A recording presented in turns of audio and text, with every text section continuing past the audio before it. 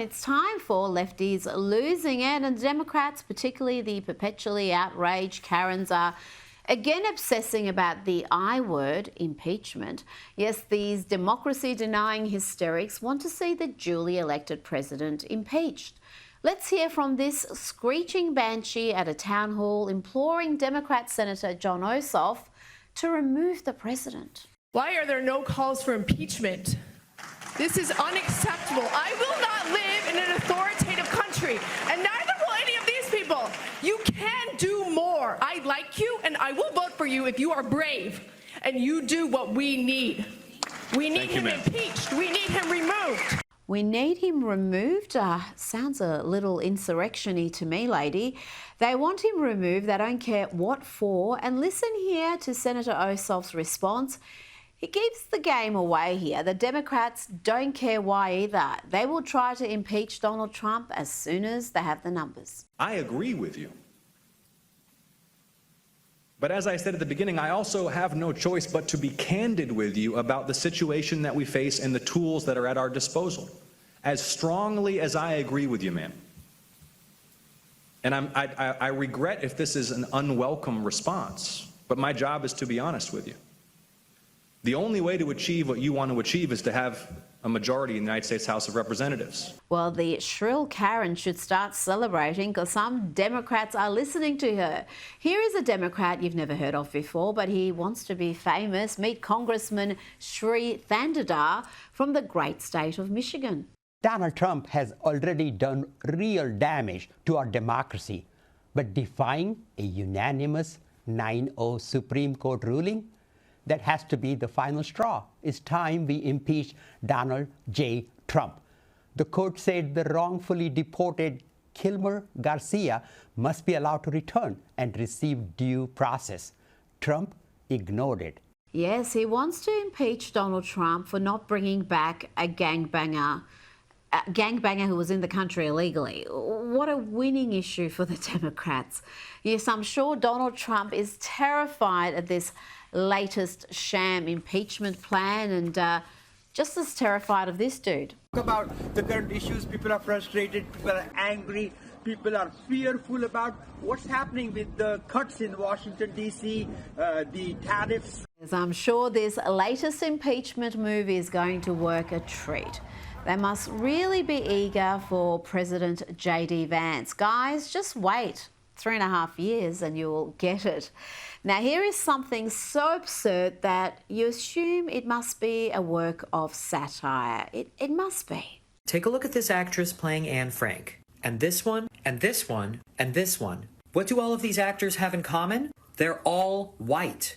Over the years, our world has been getting more and more diverse, but our Holocaust narratives have not been able to keep up. Until now! I've created a new musical called Slam Frank that combines hip-hop, spoken word poetry, and mucho diversity so that we can have a version of this story that is prescient and relevant to future generations.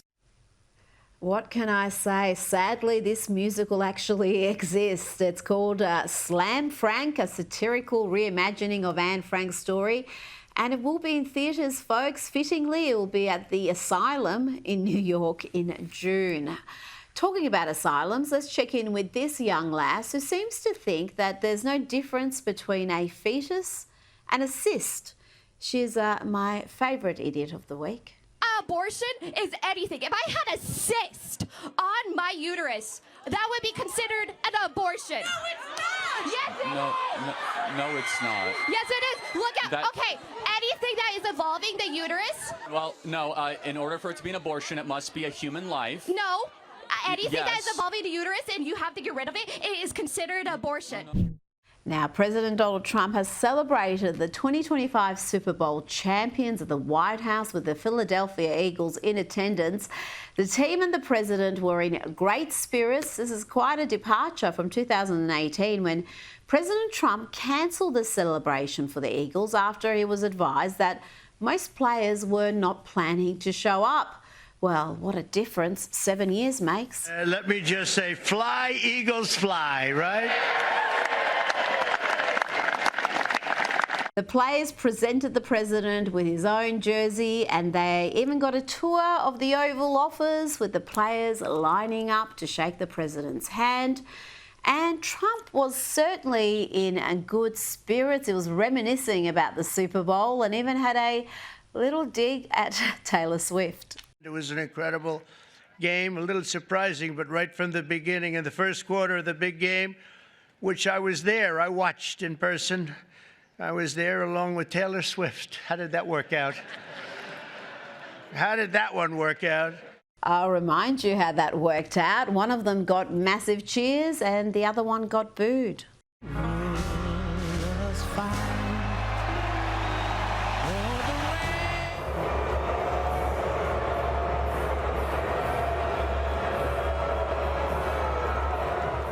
Good times. Now, there were 3 players missing from the White House celebrations. They blamed scheduling issues, like they have something better to do. One of those players, Jalen Hurts, had this pitiful response last week when asked whether he was going to be there. Are you planning on visiting the White House next week? Got it. Thank you so much. Yeah. Yes, beautifully articulated. They're so eloquent, so brave. Meanwhile, your teammates are there hobnobbing with the president and they're taking iconic selfies with his portrait. That looks like Elias Ricks there, and he declared his love for Ivanka after the White House visit. He posted this. He said, after seeing her in person, Ivanka is exactly my type. Good luck there. Now, let's bring in Sky News contributor Kosha Gator. Kosha, we've got some serious things to discuss about the first 100 days of Donald Trump's second term, but we can't underestimate the importance of the cultural phenomenon we just saw there, the Super Bowl celebrations with the Eagles. It didn't happen in Trump's first term. That visit was cancelled. Very different dynamic now for the president. Very different. It's almost like the story arc of his cultural comeback alongside his political comeback is almost complete. Because we've talked about everybody from the Silicon Valley titans to high finance people like Bill Ackman to Dr. Phil to the rap industry, 50 Cent to Bill Maher, and now the Super Bowl victors, the very Eagles who weren't very enthusiastic about coming last time, as you said, hobnobbing and rubbing shoulders with him. It really just shows that acceptance and rehabilitation into pop culture, if you will, of brand Trump and Trump the person has happened, and people who are still holding out, the few holdouts, like those 2 players that you mentioned, and Hollywood and others, look rather silly, I would say, at this moment in time.